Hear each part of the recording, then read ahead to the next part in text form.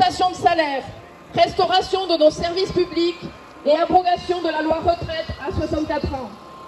Après nous être tous et toutes puissamment mobilisés en juin et juillet dernier pour faire échec à l'accession annoncée de l'extrême droite au pouvoir, nous avons assisté pendant des semaines au spectacle affligeant d'une Macronie qui s'accroche coûte que coûte au pouvoir, ne reculant devant aucune combinaison d'appareils, aucun marchandage, aucune compromission avec le Rassemblement national.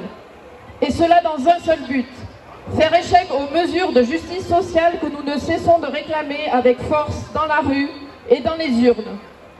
À rebours du résultat des dernières élections législatives, le prétendu centre, la droite et l'extrême droite se sont entendus pour prolonger encore et toujours les politiques d'accaparement de richesses entre les mains de quelques-uns. Nous seuls incarnons une voie cohérente et progressiste dans ce chaos généralisé. Crise économique, crise sociale, crise écologique, crise budgétaire, crise démocratique. Rien n'arrêtera l'entreprise prédatrice du capitalisme mondialisé, sinon notre détermination et notre capacité à instaurer un véritable rapport de force sur ces questions, désormais au cœur du débat démocratique. Abrogation de la réforme des retraites, augmentation des salaires, développement des services publics. Sur chacun de ces sujets, essentiels pour la population, nous pouvons arracher les victoires et ouvrir enfin des perspectives pour les classes populaires. Pendant des mois, semaines après semaines, nous avons été ici, même des dizaines et des dizaines de milliers à manifester pour refuser la retraite à 64 ans. En passant en force de manière autoritaire, le président Macron a dilapidé toute sa légitimité. Le projet libéral autoritaire qu'il incarne est à terre. Aujourd'hui, nous pouvons gagner l'abrogation de la réforme des retraites. Depuis 3 ans, nos salaires, pensions, bourses et minima sociaux ont fortement régressé du fait de l'inflation. Cette paupérisation des travailleuses et des travailleurs est plus intolérable que jamais à l'heure où des milliards d'argent public sont accaparés pour quelques ultra-riches. Nos mobilisations passées ont permis de placer la question du travail et du partage de la richesse produite au centre des préoccupations de la population. Assez d'austérité salariale, assez de gel du point d'indice, assez d'érosion progressive des pensions de retraite et des minima sociaux.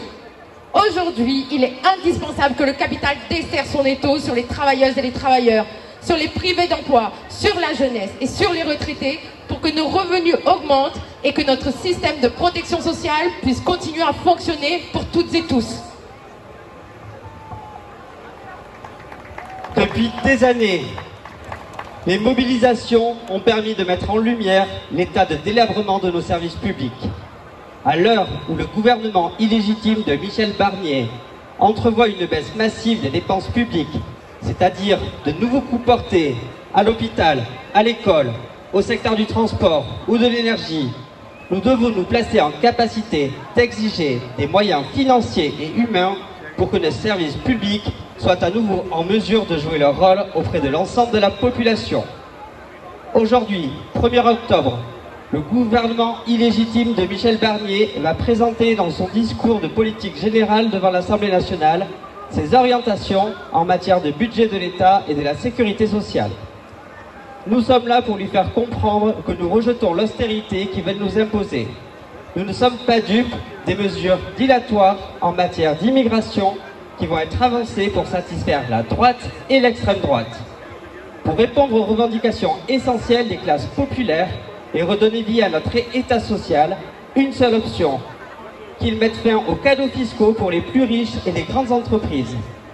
L'orientation libérale, autoritaire, n'a plus aucune légitimité.